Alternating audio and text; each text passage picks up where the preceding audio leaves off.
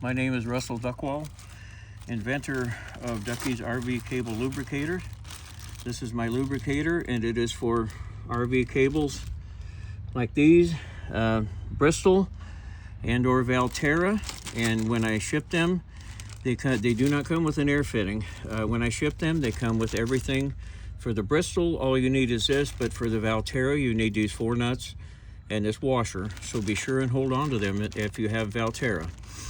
Now, it does not come with an air fitting because there are so many types of air hose fittings out there. There's no way I could stock them, but I do have Schrader valves that are $3 extra that can go along with it. So, all right. So this is our new grand design. It's been on one trip, and this is gray water, this is black water, gray water. And they work, but they didn't work that well. Okay, and I knew I was going to lubricate them. So this one here I've done, but the first thing I had to do, you see how this one has no threads sticking out for the lubricator to screw onto.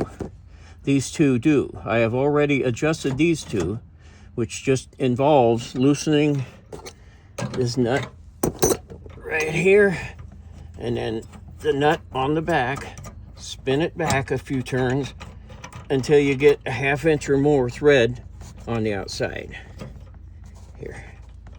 And there we go. And then tighten this. You'll probably need a couple of crescent wrenches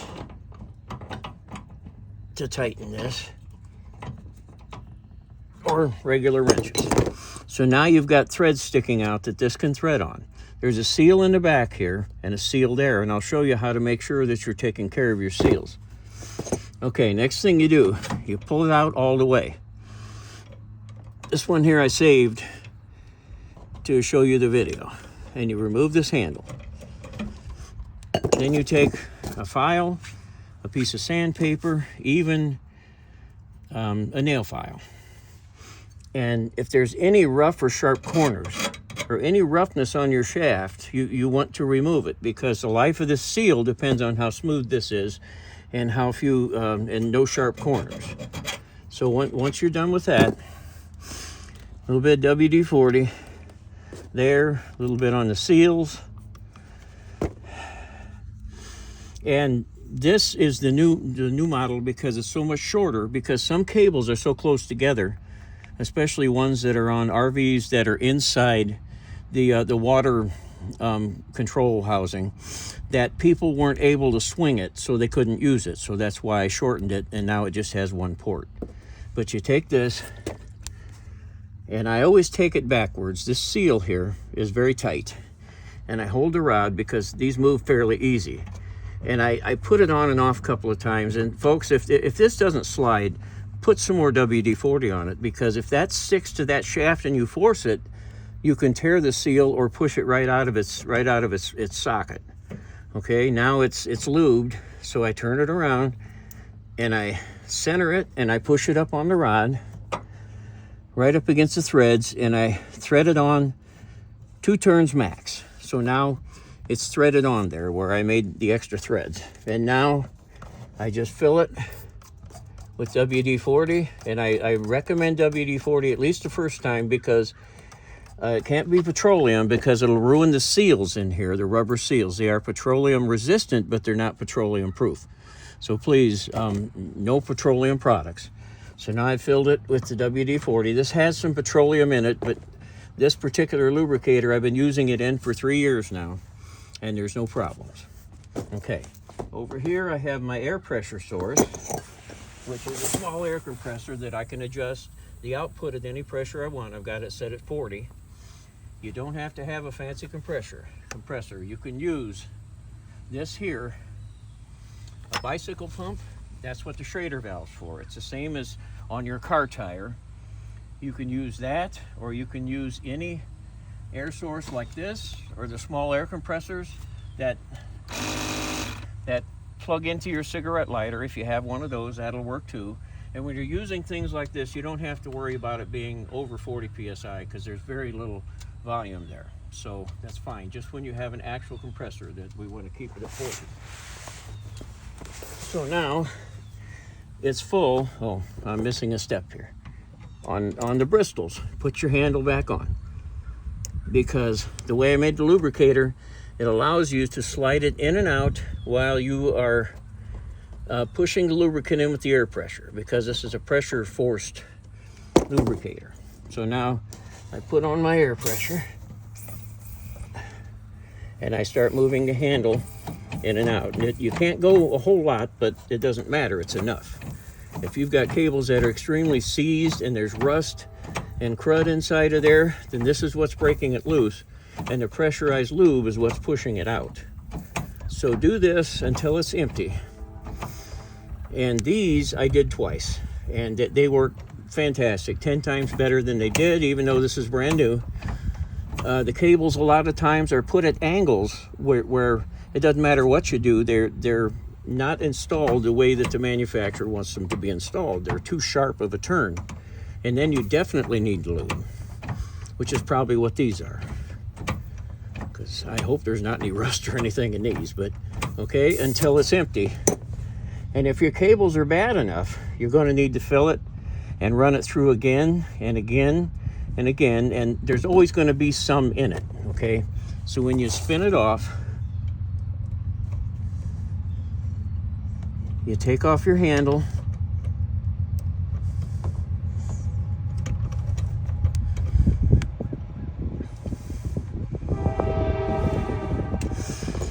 you spin off your lubricator. You might get some that's in the bottom that didn't make it through. Pull it off, put your handle back on, and this time you want to make sure it's good and snug, because you don't want your handles falling off going down the road.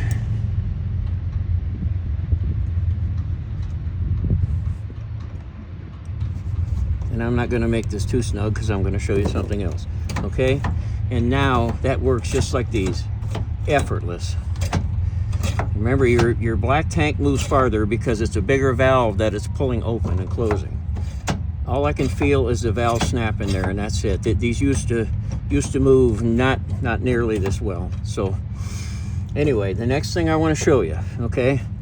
Let's say you've got a Bristol valve, a Bristol cable, and it's stuck all the way in, and you're wondering, how am I going to get lube into that? It's stuck, you can't pull it out, it won't move. Well, here's how. You take this little accessory shaft I make. I charge $5 for them, and the thing is, most gun cleaning kits have rods that are 832. They're brass or they're steel. They're 832, which is what the screw is on this, okay? So if you have a gun cleaning kit and it's 832, I made a little handle for this, or you can put this handle on this too, because it's female, male. But anyway, if you don't, then I have these shafts available, and here's what you do. You take it, you wet your seals, you do the same thing, wet this, and you put it in from here, and I make a nice easy edge on it so it doesn't hurt the seal. You put it in from here, and then you take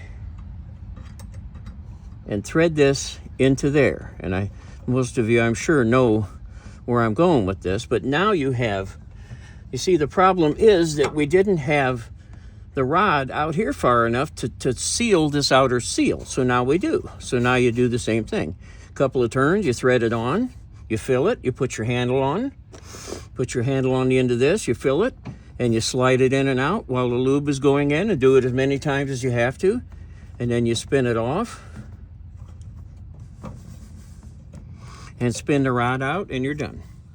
So that's how I have made my lubricator work with handles, with cables that are stuck all the way in, and they can't be pulled out. And there's been some pretty good results with that from people. So, but again, if you have a gun cleaning kit, see if it's 832 threads, because if it is, you don't need that rod. You've already got one, and it has to be nice and smooth so it doesn't tear up your seal. Okay, and now we snug that up, and I'm done. All three of them work just perfectly. So this is good for now. After this video, I'm going to make another one because this is new. I wanted a way to protect these. So I had this laying around, and what I'm going to do, I am going to take the handles off and make 3 holes in it, take the nuts off and put washers on them, and screw this on back here so that these handles, when they're closed, are inside. I'm going to put a magnet on here because it flips up and holds onto the frame. And when I'm done with them, when we're camping, I close them up, I close this down and latch it, and they will be inside of there. So that's going to be my next video once I get this going. But now let me show you how to do the Valterra lubricators.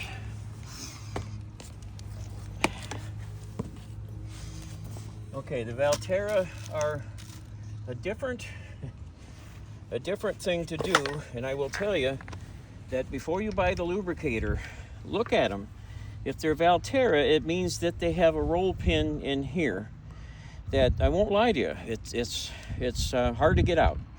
This one, of course, after buying it just for demonstration purposes, and getting the roll pin out of it, I just use a cotter pin because now I can take it off just as easy.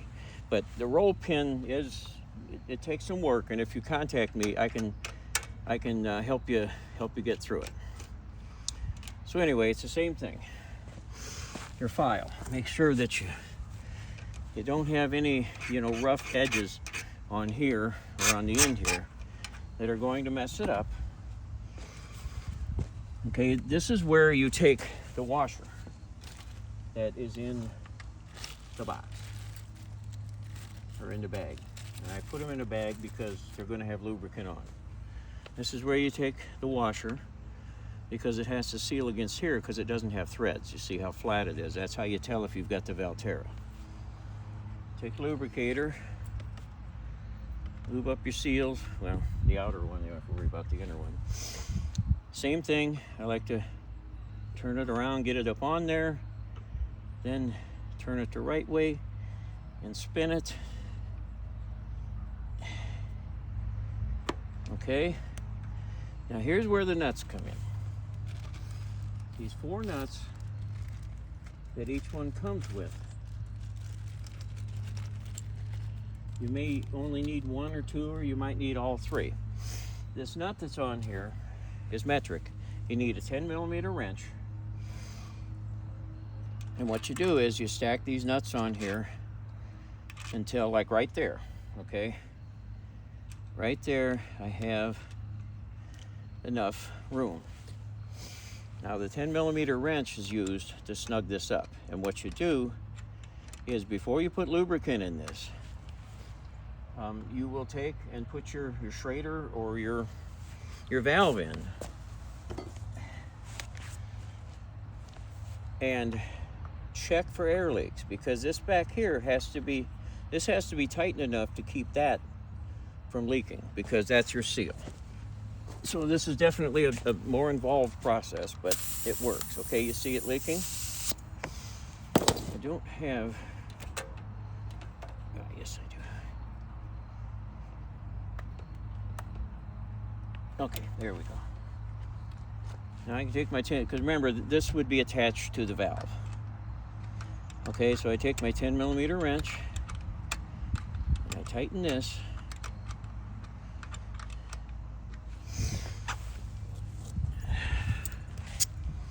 Until I have no more leak in the back, like that. I'm still going to go a little bit more just to make sure that I don't spray my lubricant all over the place. And at this point, if I had to, I could take this nut off and put the 4th nut on.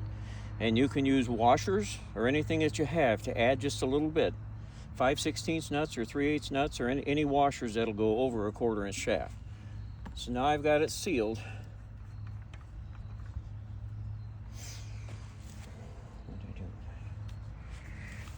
I'm going to go ahead and fill it up.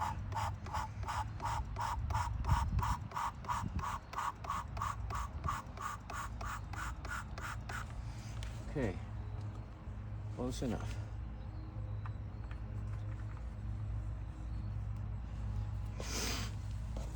So now we take and apply our air pressure. Oh, we still got a leak. I'm going to take this nut off. It's not tight enough yet. Take this nut off, if I can.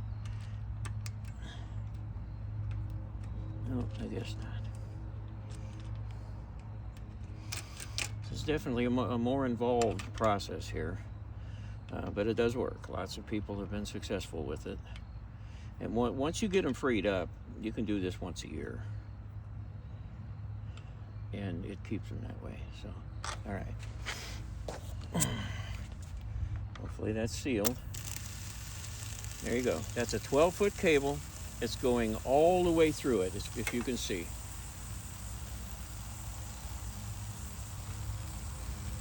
It's brand new, but it's still, I've just showed how you get the lubricant all the way through. And if it's not a thin lubricant, it's not going to do that. Okay, so now you remove lubricator, remove the seal, you put your handle on. And the thing about this is, I mentioned how these manufacturers don't really seem to pay attention to the cable manufacturer specifications about how tightly to have them wound, and this is much tighter than what this manufacturer recommends. And now that it has lubricant in it, it moves just that easy. So this thing is basically in a knot, and it works that well. So that's you know, that's proof to me that it's working. And again, the WD-40 to me is important, but whatever you use has to be petroleum free, and it has to be thin enough to go through this. And this is new, and those are new, but it's very possible that they could be full of rust and crud in there to where it's not gonna make it through the thicker stuff. So you're definitely better off to at least start with the WD-40. Somebody mentioned to me that I guess there's a silicon based WD-40. I never heard of it, but I'll look into it. Anyway, that's it. My name is Russell Duckwall. Here is my Hotmail address that you will contact me at in order to buy one. The lubricators are $25, the same as they were 4 years ago. The Schrader valves are $3, and I've managed to find a really good company that makes them.